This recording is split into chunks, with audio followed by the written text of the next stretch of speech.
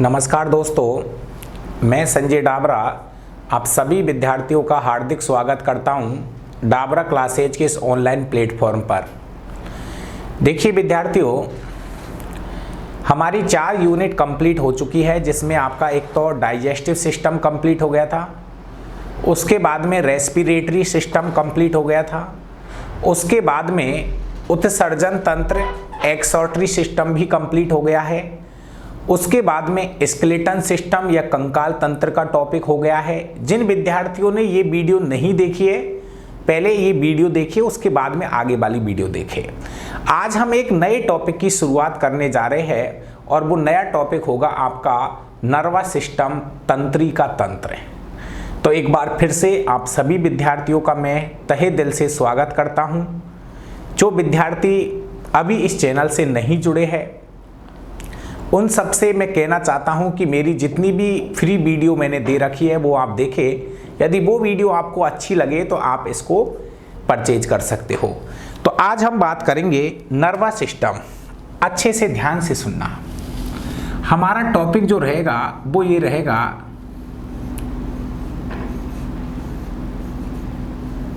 Nervous system, जिसको हिंदी में हम बोल रहे हैं तंत्रिका तंत्र। नर्वस सिस्टम, जिसको हम हिंदी में क्या नाम दे रहे हैं, तंत्रिका तंत्र। प्यारे विद्यार्थियों, बहुत ही अच्छा कंसेप्ट है और यहां से एक क्वेश्चन एग्जाम में पूछा जाता है। बिल्कुल, क्या है इसके अंदर, क्या चीजें हैं। अभी आपकी रेलवे में जो एग्जाम हुई है उसमें भी क्वेश्चन आया हुआ था, पुलिस पटवार में भी यहां से क्वेश्चन था। आप उठा के देख लीजिए पिछला क्वेश्चन। मैं बताऊंगा कौन सा क्वेश्चन पुलिस में था, कौन सा पटवार में था, कौन सा पुलिस में, दिल्ली पुलिस में एग्जाम में आया था। तो सबसे पहले आपको मैं एक शब्द यहां लिखने जा रहा हूं। देखिए प्यारे विद्यार्थियों, 2 तंत्र है। एक तो है अंतःस्रावी तंत्र, आगे पढ़ेंगे अगला चैप्टर। एक तो है अंतःस्रावी तंत्र और दूसरा तंत्र है आपका तंत्रिका तंत्र। ध्यान से समझना, 2 तंत्र आपके हैं। एक तो अंतःस्रावी तंत्र, जिसमें हम अंतःस्रावी ग्रंथियों के बारे में पढ़ेंगे। वापस सुनना, अंतःस्रावी तंत्र में अंतःस्रावी ग्रंथियों के बारे में पढ़ेंगे। जैसे पीयूष ग्रंथि है, थायराइड है आपकी, जैसे थायराइड हो गई, थायराइड के अंदर पैराथायराइड हो गई, थाइमस हो गई, पीनियल हो गई। तो ये तो अंतःस्रावी ग्रंथि है। और एक है आपका कौन सा तंत्र, तंत्रिका तंत्र। बड़े ध्यान से समझना, अंतःस्रावी तंत्र और तंत्रिका तंत्र, दोनों तंत्र आपस में मिलकर, दोनों तंत्र आपस में मिलकर, बिल्कुल देसी भाषा में समझा रहा हूं, दोनों तंत्र आपस में मिलकर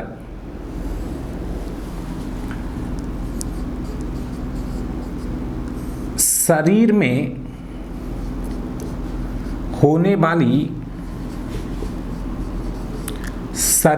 होने वाली विभिन्न क्रियाओं का नियमन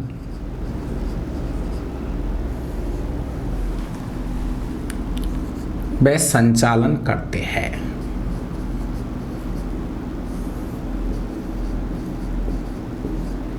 ध्यान से सुनना प्यारे विद्यार्थियों,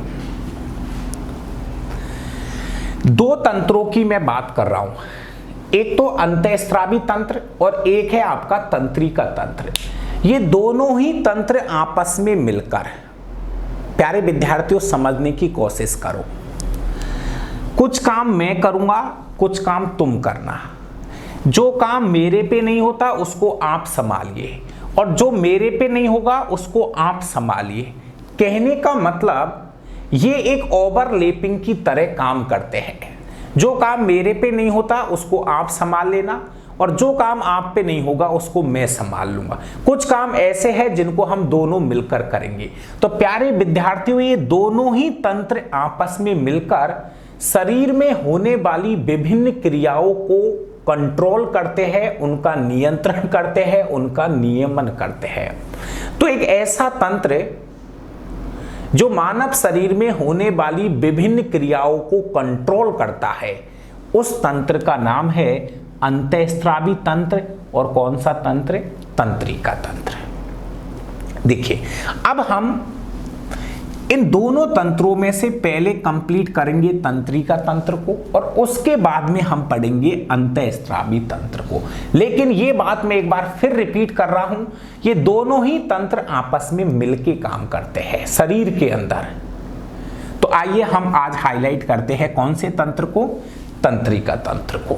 चलिए, सबसे पहले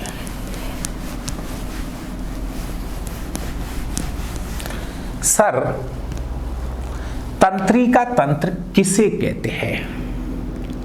सर, तंत्रिका तंत्र किसे कहते हैं? अब केवल आप इसको बताओ हमको, तंत्रिका तंत्र किसे कहते हैं? समझना, पहले एक परिभाषा लिख रहा हूं। एक ऐसा तंत्र जो वातावरण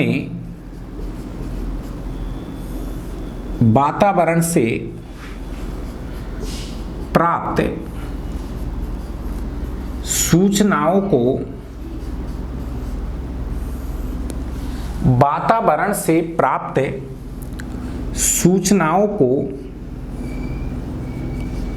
आवेगों के रूप में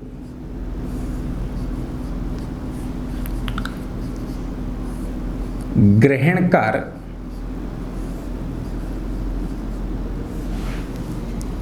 शरीर की विभिन्न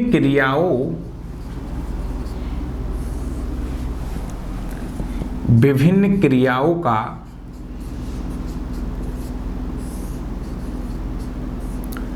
नियमन व संचालन करता है। समझना, परिभाषा वही है जो मैंने पहले बोल दी। देखिए, इसको आप अपनी भाषा में समझने की कोशिश करो। एक ऐसा तंत्र जो वातावरण से प्राप्त सूचनाओं को, जैसे मान लीजिए, ध्यान से समझो, परिभाषा को मत रटिए। जैसे मुझे सर्दी लग रही है, तो इस चीज का एहसास कराने वाला तंत्र है तंत्रिका तंत्र। सर, मुझे गर्मी लग रही है आज, इस चीज का एहसास कराने वाला तंत्र है तंत्रिका तंत्र। सर, मेरी बुद्धि लब्धि बहुत तेज है, सर मैं ये बोलना चाह रहा हूं, मैं ये सोच रहा हूं, मैं ये कर रहा हूं, मैं ये करूंगा, इन चीजों का संचालन करने वाला तंत्र है तंत्रिका तंत्र। आपको देखने की, आपके सुनने की, आपके सूंघने की, इन क्षमताओं का संचालन करने वाला तंत्र है तंत्रिका तंत्र। आपको क्या बोलना है, क्या आपको सुनना है, आपको कैसा लग रहा है, आप क्या विचार कर रहे हो, इन सभी क्रियाओं का संचालन करने वाला तंत्र है तंत्रिका तंत्र। क्लियर हो गई बात? एक बार, जैसे आपको नींद आ रही है, तो इस चीज का एहसास कराने वाला तंत्र है तंत्रिका तंत्र। आपको गुस्सा आ रहा है, आप हंस रहे हो, आप रो रहे हो, इन चीजों का जो नियमन होता है, इन चीजों का जो कंट्रोल है, वो तंत्रिका तंत्र से है। तो एक बार वापस सुनो, एक ऐसा तंत्र जो वातावरण से प्राप्त सूचनाओं को ग्रहण करता है। वातावरण से कैसे ग्रहण करता है? मतलब आपको आज बहुत गर्मी पड़ रही है, तो वातावरण से प्राप्त कर रहे हैं हम सूचना। हमारा शरीर वातावरण से प्राप्त सूचनाओं को ग्रहण करता है और उनको मस्तिष्क तक भेजेगा। उन सूचनाओं को मस्तिष्क तक भेजेगा और मस्तिष्क के अंदर एनालिसिस होगा और मस्तिष्क से सूचना आएगी कि भाई या तो कहीं हवा में बैठ, या कहीं पंखे के नीचे बैठ या कहीं भी बैठ, मतलब तू कहीं ना कहीं इस गर्मी का जुगाड़ कर। तो इन चीजों का संचालन करने वाला तंत्र है तंत्रिका तंत्र। एक अगली लाइन, प्यारे विद्यार्थियों, प्रोटोजोआ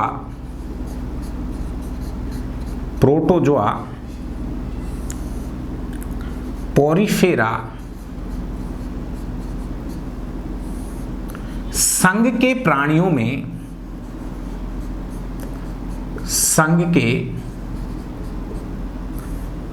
में तंत्रिका तंत्र अनुपस्थित होता है। देखिए, समझने की कोशिश करो। यह है निम्न जीव है, बहुत सूक्ष्म जीवों में काउंट होते हैं। जैसे प्रोटोजोआ में कौन आता है, मैं पहले बता चुका हूं, अमीबा, पैरामीशियम, युगलिना, प्लाज्मोडियम। ये एक कोशिकीय जीव प्रोटोजोआ में आते हैं। पोरिफेरा में आते हैं साइकोन, यूप्लेक्टेला। तो प्यारे विद्यार्थियों, जो जीव जंतु प्रोटोजोआ और पोरिफेरा संघ में आते हैं, वापस सुनना, जो जीव जंतु प्रोटोजोआ और पोरिफेरा संघ के अंदर आते हैं, इनके अंदर तंत्रिका तंत्र अनुपस्थित होता है। इनके अंदर तंत्रिका तंत्र अनुपस्थित होता है। आगे सुनना, प्रोटोजोआ पोरिफेरा में तो तंत्रिका तंत्र होता ही नहीं है। इसके बाद में तीसरे नंबर पे प्रोटोजोआ पोरिफेरा, अगले नंबर पे आता है सीलेंट्रेटा संघ। सीलेंट्रेटा संघ, मैं एक उदाहरण कोष्टक में लिख देता हूं। सीलेंट्रेटा का मेन उदाहरण है हाइड्रा। सीलेंट्रेटा में कौन आता है प्यारे विद्यार्थियों, हाइड्रा। सीलेंट्रेटा में कौन आता है, आपका हाइड्रा आता है। तो सीलेंट्रेटा संघ से तंत्रिका तंत्र का उद्गम माना जाता है। तंत्रिका तंत्र का उद्गम माना जाता है। कहने का मतलब समझिए प्यारे विद्यार्थियों, यदि पहली बार तंत्रिका तंत्र कहीं देखा गया है तो वो है आपका सीलेंट। आपसे ये पूछेगा तंत्रिका तंत्र की जो शुरुआत है वो किस संघ के प्राणियों से होती है। तंत्रिका तंत्र बोले तो नर्वस सिस्टम। तंत्रिका तंत्र की जो शुरुआत मानी गई है वो मानी गई है कौन से संघ से, सीलेंट्रेटा संघ से। मतलब प्रोटोजोआ और पोरिफेरा संघ के जो प्राणी है उनमें नर्वस सिस्टम या तंत्रिका तंत्र नहीं पाया जाता है।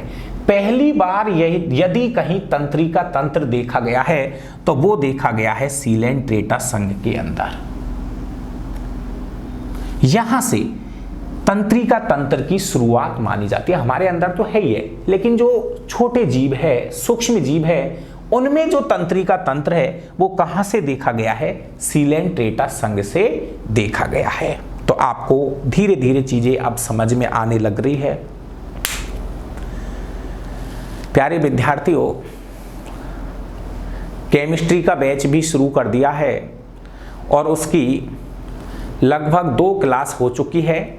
मतलब एक क्लास में मैंने सिलेबस के ऊपर चर्चा की थी और पहली जो क्लास है निर्धारित टॉपिक की वो मैंने शुरू कर दी है। एटम एंड मॉलिक्यूल्स, परमाणु और अणु से इसकी मैंने शुरुआत की है। जो भी विद्यार्थी केमिस्ट्री में जाना चाहता है वहाँ पे जा सकते हैं और आराम से वहाँ से केमिस्ट्री को तैयार कर सकते हो। आइए वापस तंत्रिका तंत्र पे। सबसे पहले हमने परिभाषा पढ़ी कि तंत्रिका तंत्र किसे कहते हैं। दूसरे नंबर पर तंत्रिका तंत्र की शुरुआत कहाँ से मानी जाती है, सीलेंट्रेटा संघ के प्राणियों से तंत्रिका तंत्र की शुरुआत मानी जाती है। आगे बढ़ते हैं और बहुत ही अच्छी चीज पे जा रहे हैं। प्यारे विद्यार्थियों, तंत्रिका तंत्र की जो मूल इकाई होती है ध्यान से सुनना। तंत्रिका तंत्र की जो मूल इकाई होती है वो क्या होती है, ध्यान से समझो। तंत्रिका तंत्र की लिख देता हूं,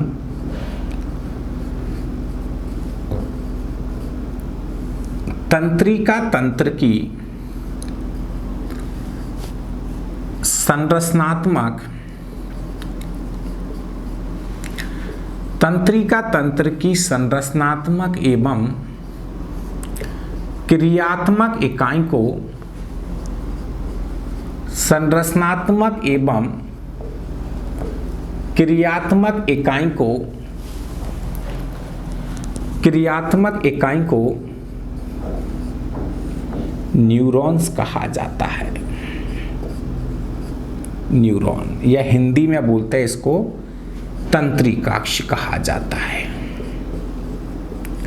तंत्रिकाक्ष कहा जाता है। ये क्वेश्चन अब तक कोई 1000 बार एग्जाम में पूछा जा चुका है। प्यारे विद्यार्थियों, एक छोटी सी चीज मैं आपको बताने जा रहा हूं। जैसे जो नर्वस सिस्टम हम पढ़ने जा रहे हैं तंत्रिका तंत्र, उस तंत्रिका तंत्र की जो मूल इकाई होती है, या तो ऐसे बोलिए, तंत्रिका तंत्र की संरचनात्मक एवं क्रियात्मक इकाई को क्या कहा जाता है, न्यूरॉन कहा जाता है। या ऐसे भी बोल सकते हो कि तंत्रिका तंत्र की मूल इकाई, तंत्रिका तंत्र की जो मूल इकाई होती है वो है न्यूरॉन्स। तंत्रिका तंत्र की मूल इकाई किसे माना गया है, न्यूरॉन्स को माना गया है। तो प्यारे विद्यार्थियों, मेरा कहने का मतलब यह है कि पूरा जो नर्वस सिस्टम है वो न्यूरॉन्स से मिलकर बना हुआ है। पूरा जो हमारा तंत्रिका तंत्र है ये किससे मिलकर बना हुआ है, न्यूरॉन से मिलकर बना हुआ है। हमारे शरीर के अंदर न्यूरॉन्स का जाल बिछ रहा है। प्यारे विद्यार्थियों समझो, पूरे शरीर के अंदर न्यूरॉन्स का जाल बिछा हुआ है और ये न्यूरॉन्स आपस में मिलकर तंत्रिका तंत्र का निर्माण करते हैं। वापस सुनो प्यारे विद्यार्थियों, हमारे शरीर के अंदर न्यूरॉन्स बिल्कुल धागे जैसी संरचना है। चित्र भेजूंगा देखना। हमारे शरीर के अंदर न्यूरॉन्स का जाल बिछ रहा है। पूरे शरीर में न्यूरॉन्स का जाल बिछा हुआ है और ये न्यूरॉन्स आपस में मिलकर जिस तंत्र का निर्माण कर रहे हैं उस तंत्र का नाम है तंत्रिका तंत्र। न्यूरॉन्स मिलकर किस तंत्र को बना रहे हैं, तंत्रिका तंत्र को बना रहे हैं। तो तंत्रिका तंत्र की सबसे छोटी इकाई कौन है, न्यूरॉन्स। जैसे हम बोलते हैं ना, मानव शरीर की मूल इकाई है कोशिका, बोलते हैं मानव शरीर की मूल इकाई क्या है, कोशिका। हमारा शरीर कोशिकाओं से मिलकर बना हुआ है। ऐसे ही तंत्रिका तंत्र की मूल इकाई है न्यूरॉन्स। तंत्रिका तंत्र की मूल इकाई कौन है, न्यूरॉन्स।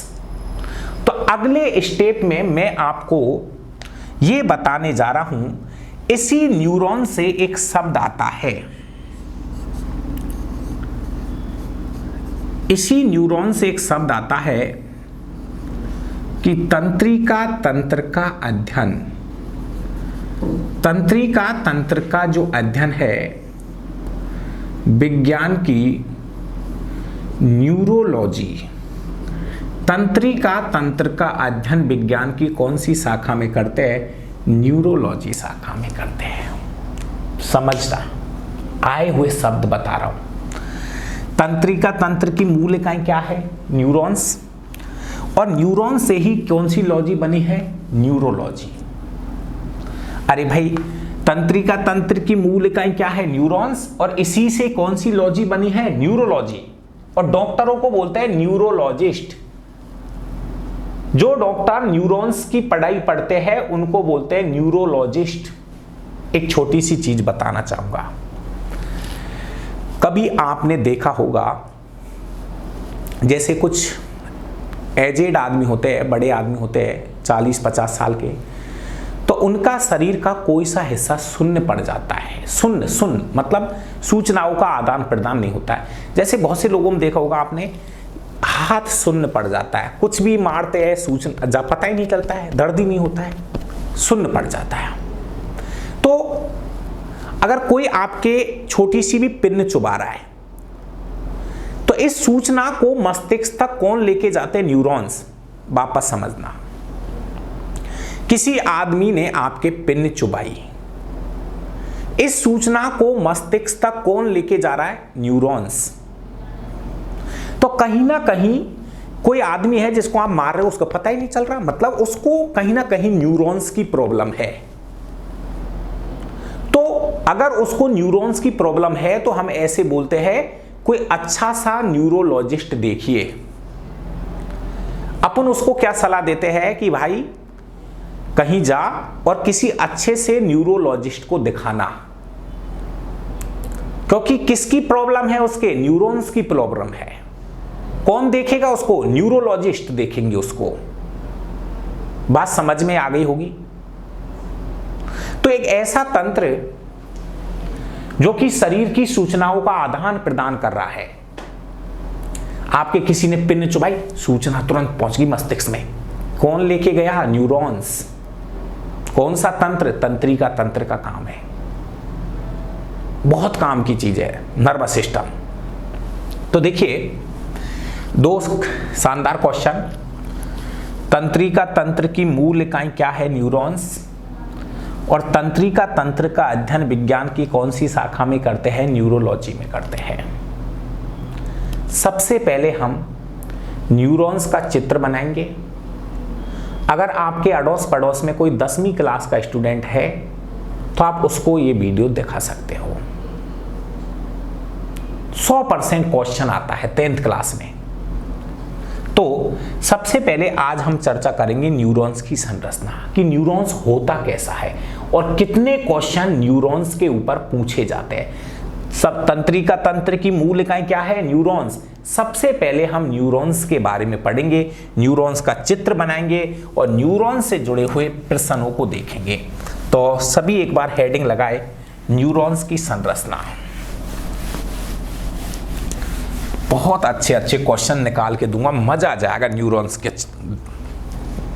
देखिए अब हम चर्चा करेंगे न्यूरॉन्स के ऊपर। न्यूरॉन हिंदी में बोलते हैं तंत्रिकाक्ष। हम पढ़ रहे हैं न्यूरॉन्स की संरचना। चलिए सर बताओ न्यूरॉन्स की स्ट्रक्चर में क्या क्या चीजें आती है। सबसे पहले इस न्यूरॉन्स के ऊपर मैं लगभग 15% आपको बता रहा हूं, 15 से 20% बताऊंगा। और मैं आपसे फिर कह रहा हूं, यदि तंत्रिका तंत्र में से क्वेश्चन आएगा ना तो पहला क्वेश्चन न्यूरॉन्स के ऊपर से आएगा। तंत्रिका तंत्र में से यदि पहला प्रश्न कहीं से पूछा जाएगा तो वो जगह आपकी न्यूरॉन्स रहेगी। तो सबसे पहले मैं एक चित्र बना रहा हूं, ध्यान से सुनना। देखिए जितने भी आपके अड़ोस पड़ोस में विद्यार्थी जो रेलवे, पुलिस, चाहे वो राजस्थान पुलिस हो चाहे दिल्ली पुलिस हो, उसके अलावा एसएससी वाला विद्यार्थी, कोई स्टेनो की तैयारी कर रहा है या पटवारी की तैयारी कर रहा है। राजस्थान स्टेनो की एक एग्जाम होनी है जिसमें लगभग 75 क्वेश्चन साइंस के आने हैं। रेलवे में लगभग 25% साइंस के आने हैं, ग्रुप डी हो चाहे एनटीपीसी हो।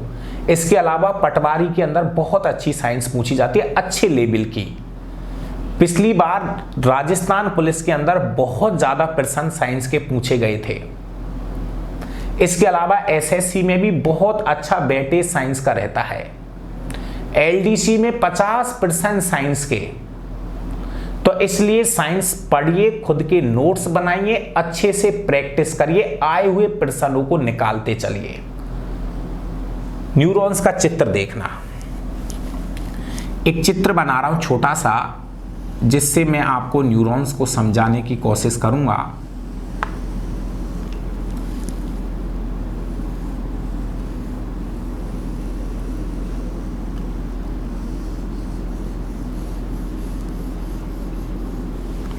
देखिए, सबसे पहले ध्यान से सुनो, एक एक करके मैं क्वेश्चन नोट करा रहा हूं न्यूरॉन्स के। सबसे पहला क्वेश्चन किधर लिखे, क्वेश्चन किधर लिखे भाई, क्वेश्चन इधर लिखे। पहला क्वेश्चन है, तंत्रिका तंत्र की मूल इकाई होते हैं न्यूरॉन्स। पहला क्वेश्चन, तंत्रिका तंत्र की मूल इकाई, तंत्रिका तंत्र की मूल इकाई कौन है? न्यूरॉन्स। पहला क्वेश्चन, तंत्रिका तंत्र की मूल इकाई किसे माना गया है? न्यूरॉन्स को माना गया है। ठीक है, तंत्रिका तंत्र की मूल इकाई कौन है प्यारे विद्यार्थियों? न्यूरॉन्स है। हिंदी में क्या नाम बोलते हैं इसको? तंत्रिकाक्ष। पूरे शरीर में न्यूरॉन्स का जाल बिछ रहा है। यह है पहला क्वेश्चन। दूसरा क्वेश्चन, हमारे शरीर में लगभग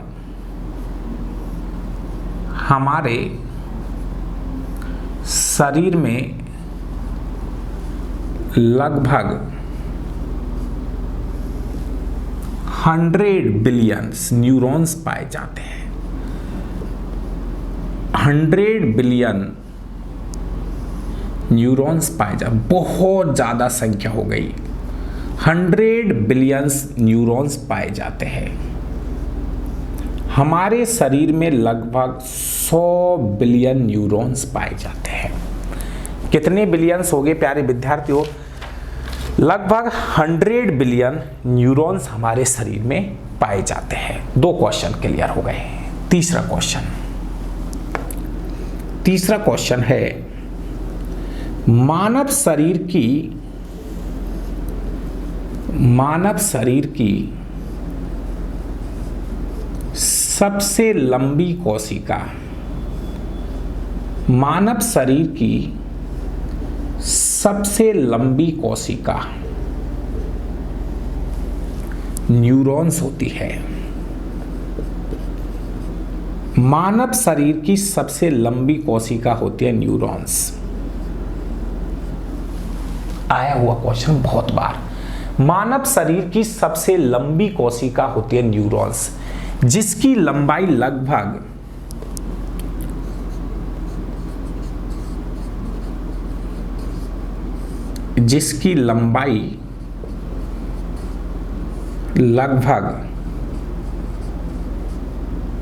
90 सेंटीमीटर होती है। ये रेलवे में आया था क्वेश्चन है,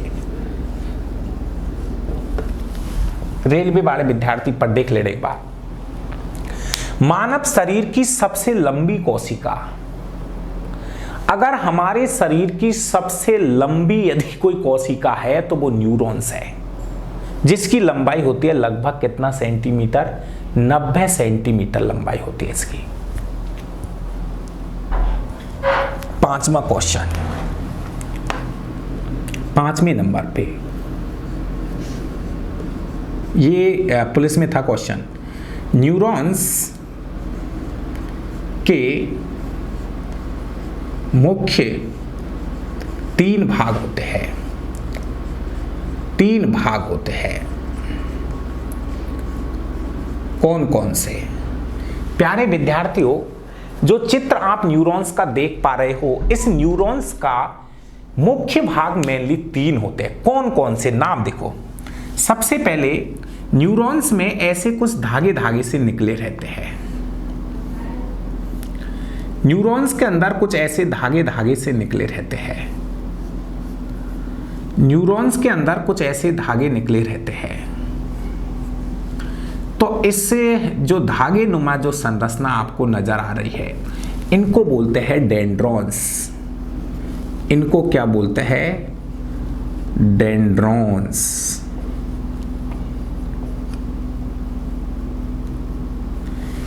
पहला पार्ट ध्यान से सुनो। आपसे क्वेश्चन क्या पूछा था राजस्थान पुलिस में? न्यूरॉन्स का भाग नहीं है। तो प्यारे विद्यार्थियों, न्यूरॉन्स के मेनली 3 भाग होते हैं। पहला न्यूरॉन्स के ऊपर जो धागे नुमा जो संरचना आपको दिख रही है, ये धागे से जो निकले हुए, इनको क्या बोलता हूं? डेंड्रॉन्स। तो मैं भागों के नाम लिख रहा हूं। Number 1 dendrons.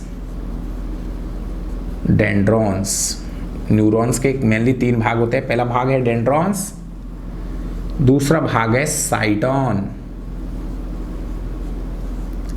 ये कौन सा भाग है? ये बीच वाला भाग है, ये वाला। ये बीच वाला जो भाग आपको दिख रहा है, इसका नाम है साइटोन। कहीं कहीं जगह इनको कोसा लिख रखा, कोसा, साइटोन। और तीसरा जो भाग है वो है एक्सॉन। एक्सॉन, ये वाला भाग। प्यारे विद्यार्थियों, समझने की कोशिश करें। ये जो पूरा लंबा वाला भाग है, यहां से यहां तक, ये पूंछ सी जो दिख रही है, ये वाला पार्ट, ये थर्ड पार्ट है, इसको हम बोलते हैं साइटोन। ये थर्ड नंबर का जो पार्ट है, इसको हम क्या नाम दे रहे हैं? साइटोन। साइटोन। तो पता चल गया होगा, न्यूरॉन्स के मेनली 3 भाग हैं। पहला डेंड्रॉन्स, दूसरा साइटोन, तीसरे नंबर पे है, सॉरी ये गलत लिखा हुआ गया, एक्सॉन। तीसरा जो भाग है, इसको क्या नाम दे रहे हैं? एक्सॉन। गलती कैसे हो गई? ये तीसरा पार्ट है, एक्सॉन। बीच में केंद्रक बिल्कुल होता है।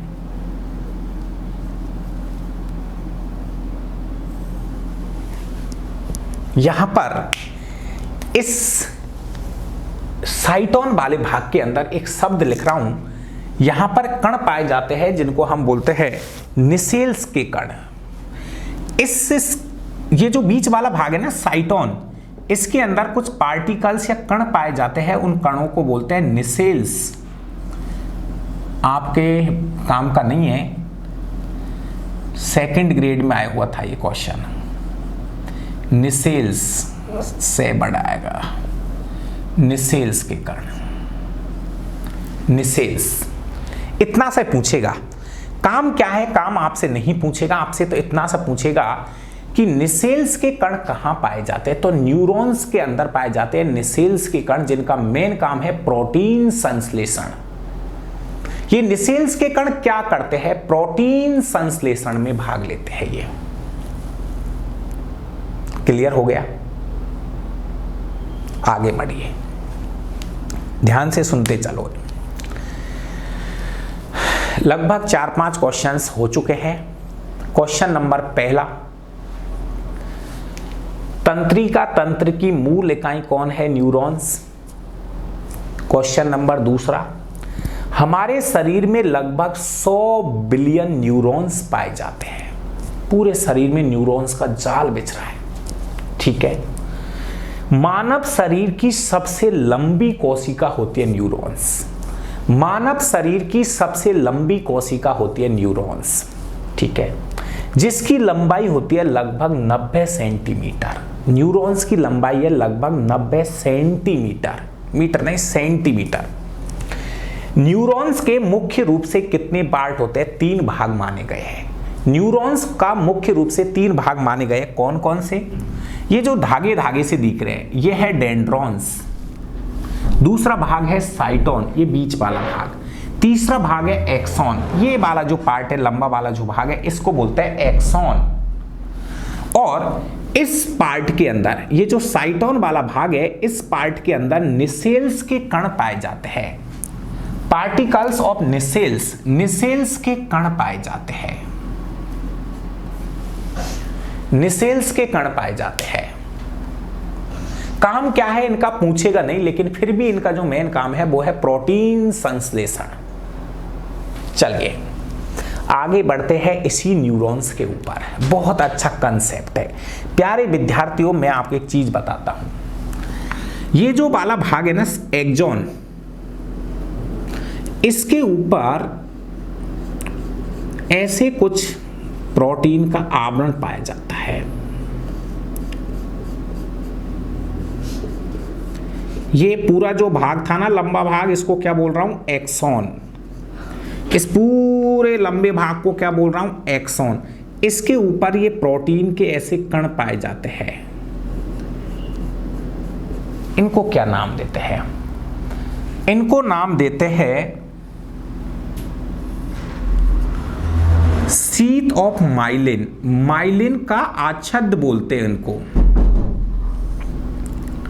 इनको हम बोलते हैं माइलिन का आच्छाद, शीथ ऑफ माइलिन बोलते हैं।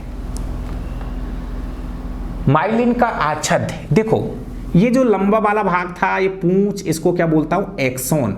और इसी के ऊपर कुछ प्रोटीन के कण जमा हो जाते हैं, इनको हम बोलते शीथ ऑफ माइलिन, माइलिन का आच्छाद। अब सबसे अच्छा शब्द, प्यारे विद्यार्थियों, एक शब्द आया हुआ है एग्जाम में, वो शब्द है रेनबियर की संधि। कहां लिखूं?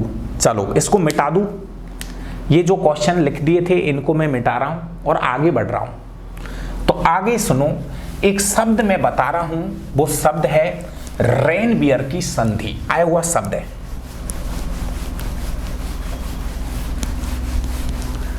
देखो एक शब्द है रेनबियर की संधि।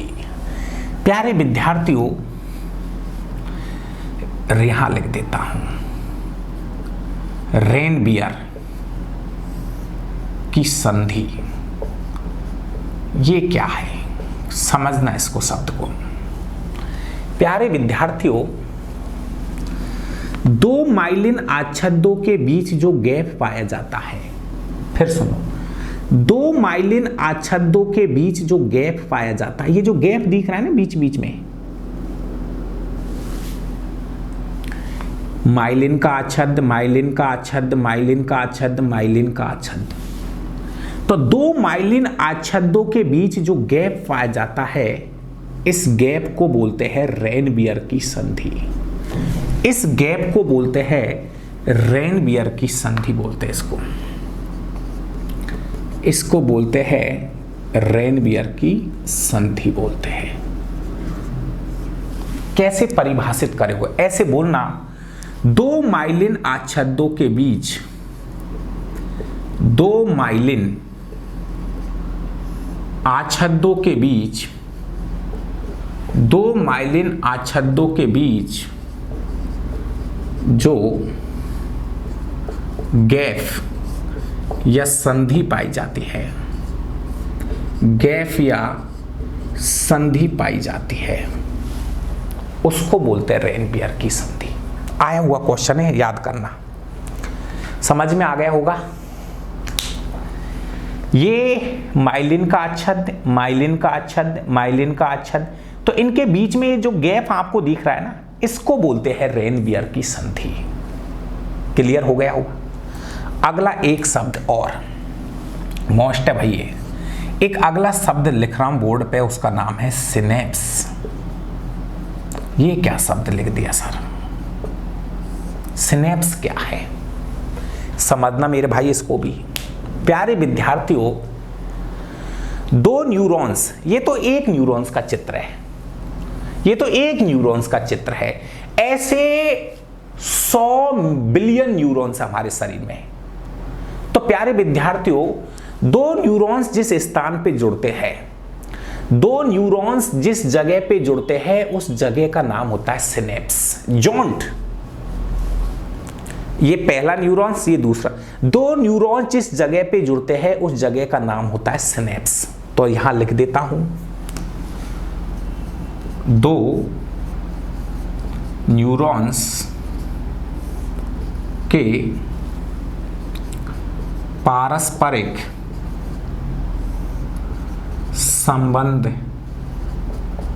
संबंधों को सिनेप्स कहा जाता है, सिनेप्स कहा जाता है।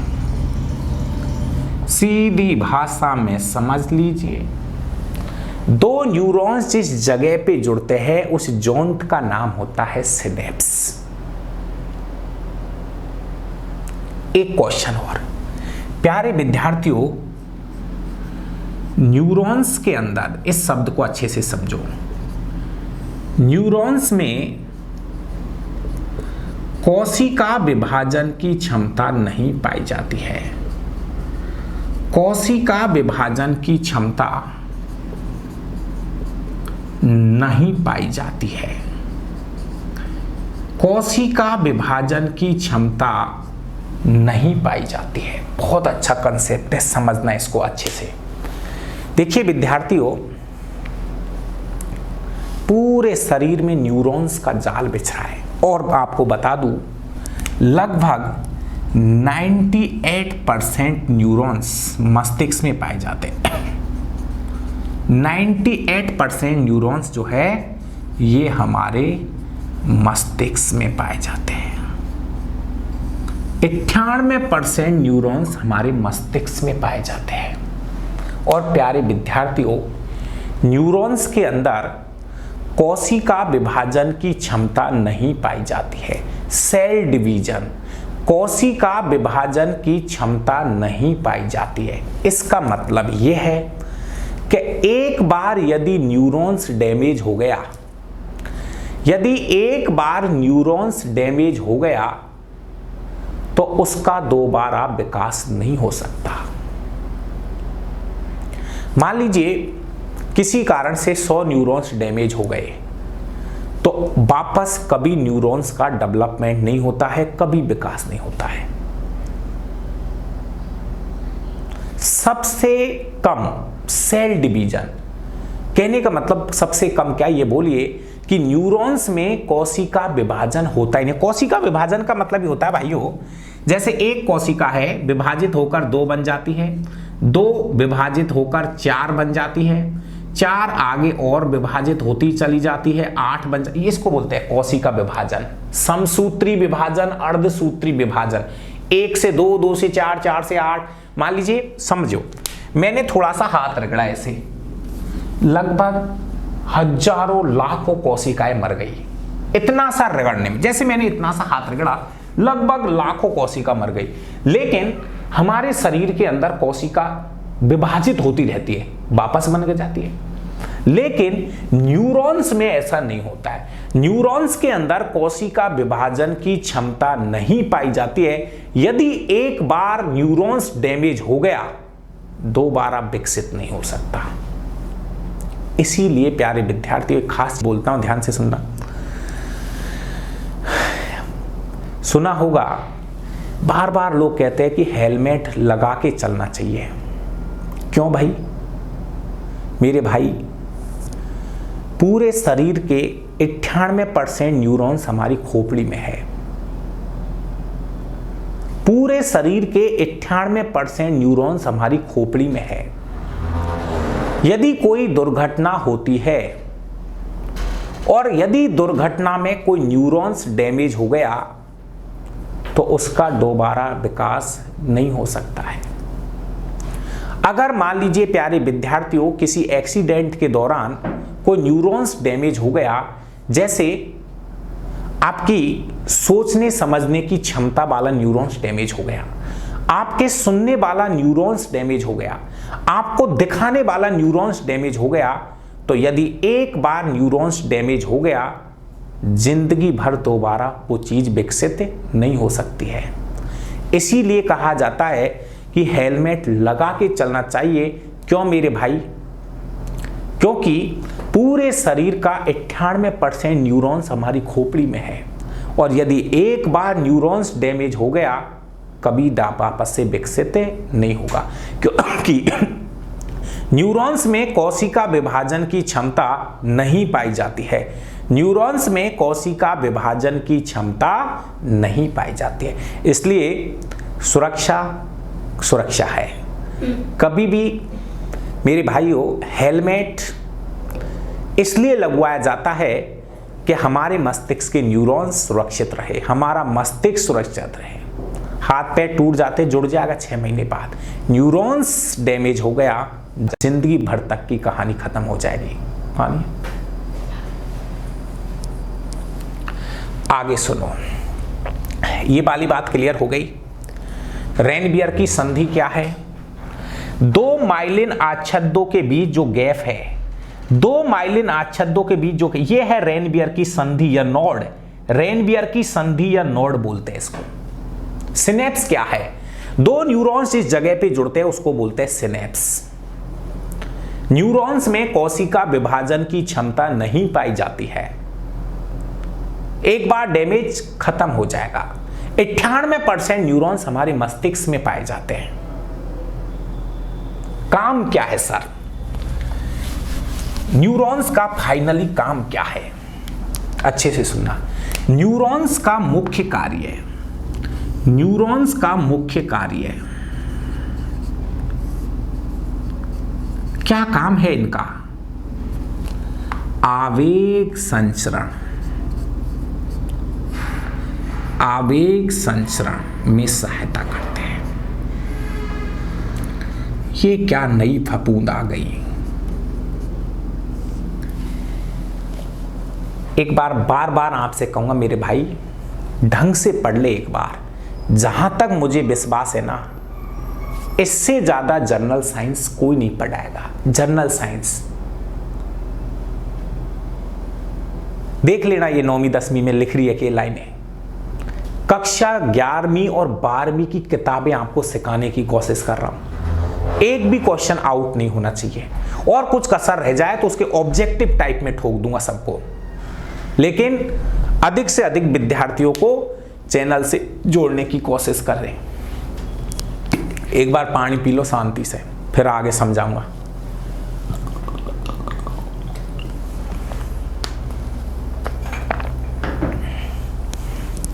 चलिए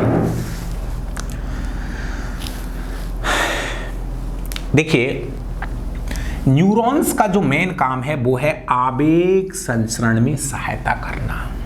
आवेग संचरण का मतलब है किसी ने आपके पिन चुबाई। जैसे मान लीजिए बहुत से स्टूडेंटों की आदत होती है भरी हुई बस में बैठने की। जैसे जयपुर में विद्यार्थी पढ़ते हैं तो दो तरह के स्टूडेंट होते हैं।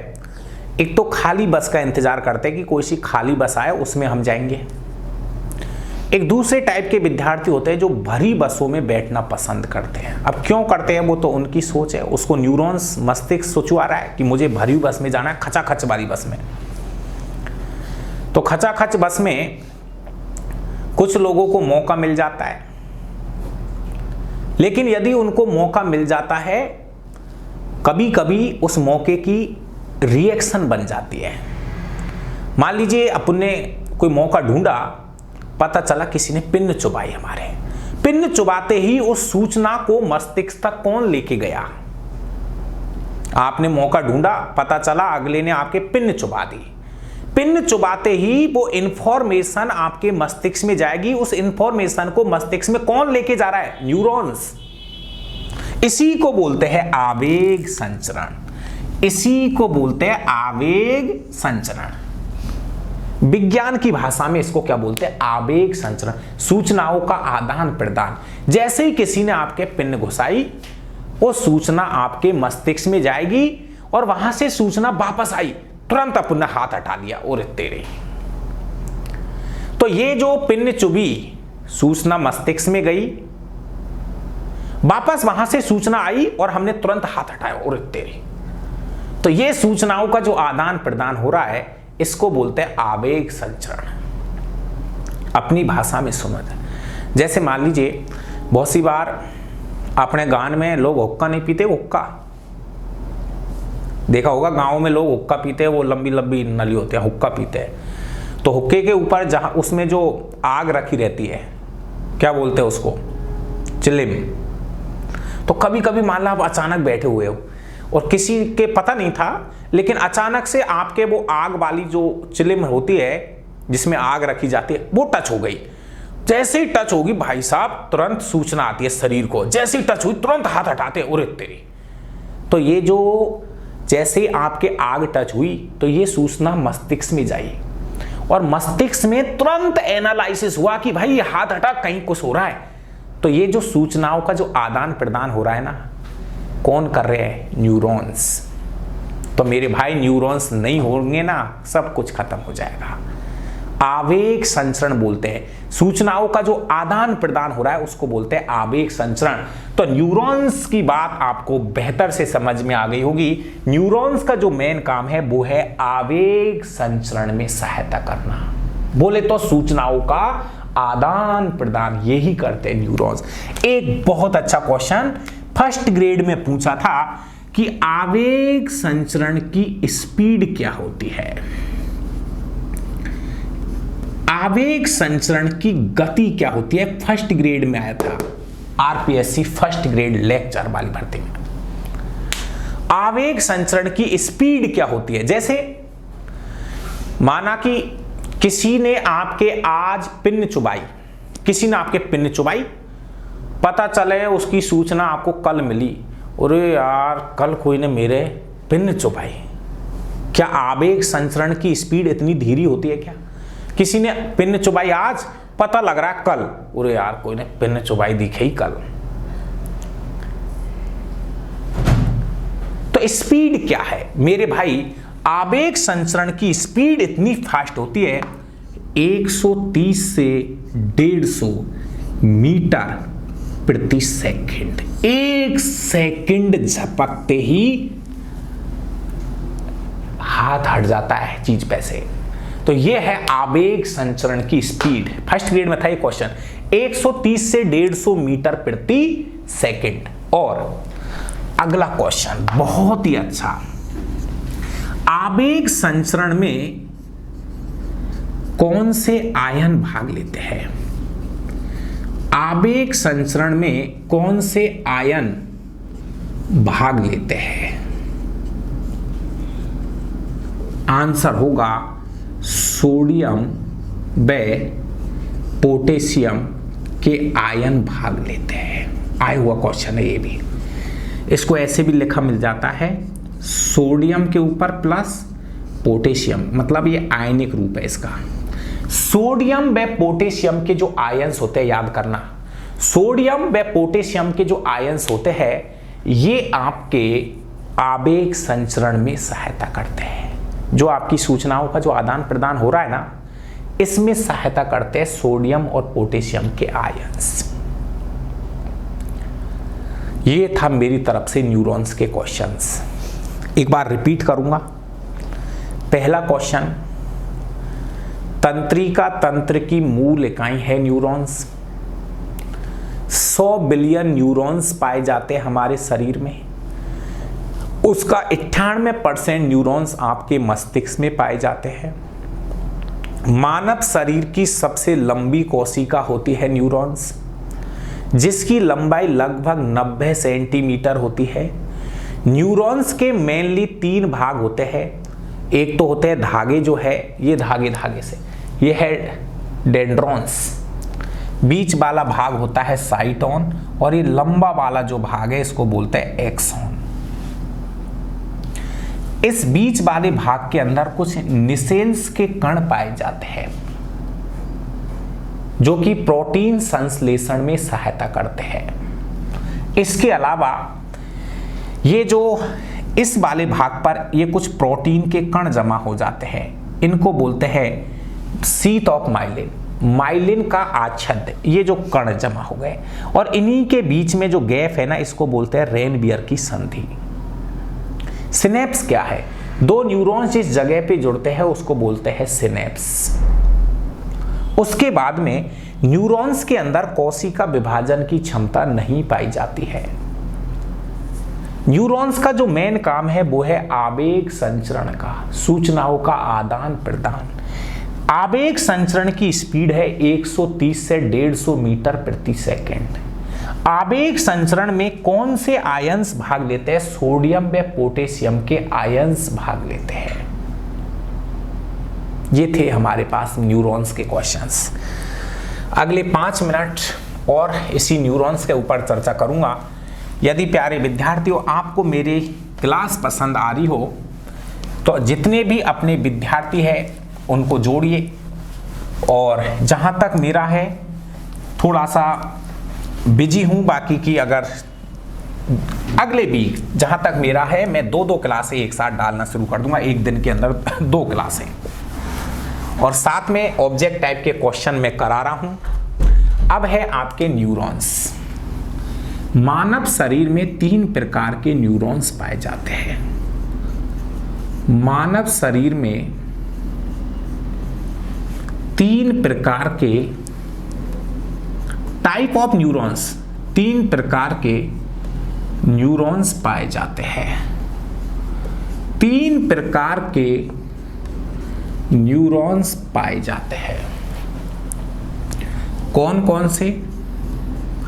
हमारे शरीर के अंदर 3 प्रकार के न्यूरॉन्स पाए जाते हैं, समझना। संवेदी न्यूरॉन्स, संवेदी न्यूरॉन्स,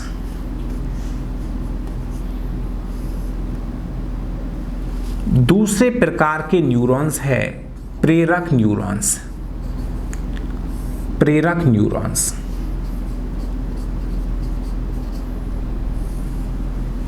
और तीसरे प्रकार के न्यूरॉन्स हैं मिश्रित न्यूरॉन्स, मिश्रित न्यूरॉन्स। तो हमारे शरीर के अंदर 3 प्रकार के न्यूरॉन्स पाए जाते हैं। संवेदी न्यूरॉन्स, प्रेरक न्यूरॉन्स और मिश्रित प्रकार के। काम सुनो, संवेदी न्यूरॉन्स का क्या काम है? संवेदी न्यूरॉन्स क्या काम करते हैं? सुनो भाई, इनका काम सुनो। जैसे इनका काम है अंगों से सूचनाओं को मस्तिष्क तक पहुंचाना, अंगों से सूचनाओं को, अंगों से सूचनाओं को मस्तिष्क तक पहुंचाना, मस्तिष्क तक पहुंचाना।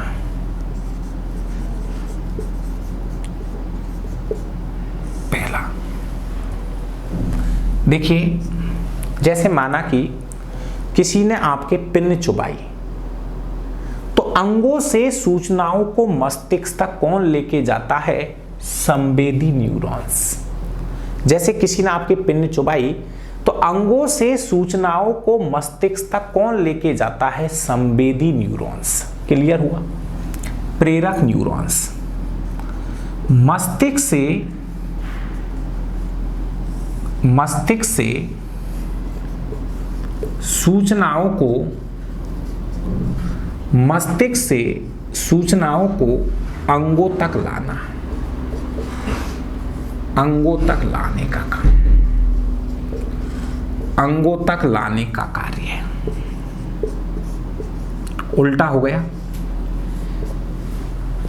वापस सुनो। अंगों से सूचनाओं को मस्तिष्क तक कौन लेके गया? संवेदी न्यूरॉन्स। फिर मस्तिष्क से सूचनाओं को वापस यहां तक कौन लाया?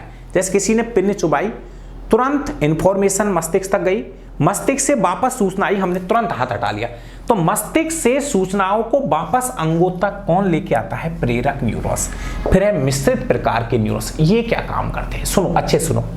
इनका जो काम है वो है मिश्रित, मतलब ये क्या करते हैं? मस्तिष्क से सूचनाओं को अंगों तक भी लाते हैं, मस्तिष्क से सूचनाओं को अंगों तक लाते हैं और अंगों से सूचनाओं को मस्तिष्क तक भी लेके, दोनों काम करते। सबसे ज्यादा न्यूरॉन्स यही है। सर्वाधिक न्यूरॉन्स मिश्रित न्यूरॉन्स। इस प्रकार के न्यूरॉन्स हमारे शरीर में सबसे ज्यादा है। मिश्रित प्रकार के न्यूरॉन्स हमारे शरीर में सबसे ज्यादा पाए जाते हैं। इनका काम क्या है? दोनों मिक्स है। अंगों से सूचनाओं को मस्तिष्क तक भी लेके जाते हैं, मस्तिष्क से सूचनाओं को अंगों तक वापस लाते हैं। उल्टा एंड सुल्टा दोनों काम करते हैं। तो सबसे ज्यादा न्यूरॉन्स हमारे शरीर में इसी प्रकार के मिश्रित प्रकार के न्यूरॉन्स हैं। तो ये है टाइप ऑफ न्यूरॉन्स। हमारे शरीर के अंदर 3 प्रकार के न्यूरॉन्स पाए जाते हैं, संवेदी, प्रेरक और मिश्रित प्रकार के न्यूरॉन्स। तो आज का टॉपिक हमारा ये रहा, तंत्रिका तंत्र क्या है, कैसे शुरू हुआ, इसकी मूल इकाई क्या है, न्यूरॉन्स। अब हमने न्यूरॉन्स के बारे में पढ़ लिया। तंत्रिका तंत्र की मूल इकाई हमने पढ़ ली, न्यूरॉन्स। अब सुनो प्यारे विद्यार्थियों, अब आपको ये पता चल गया कि हमारे शरीर में बहुत सारे न्यूरॉन्स हैं और ये न्यूरॉन्स आपस में मिलकर तंत्रिका तंत्र का निर्माण करते हैं। हमारे शरीर में बहुत सारे न्यूरॉन्स हैं और ये न्यूरॉन्स आपस में मिलकर जिस तंत्र का निर्माण करते हैं वो है तंत्रिका तंत्र। तो कल हम वापस पढ़ेंगे तंत्रिका तंत्र को, क्योंकि आज तो हमने केवल न्यूरॉन्स के बारे में पढ़ा है और प्यारे विद्यार्थियों, न्यूरॉन्स मिलकर किसका निर्माण करेंगे? तंत्रिका तंत्र का। तो कल की क्लास में हम वापस तंत्रिका तंत्र को पढ़ेंगे। तंत्रिका तंत्र, हमारे शरीर में 3 प्रकार का तंत्रिका तंत्र पाया गया है, कल की क्लास में बताऊंगा।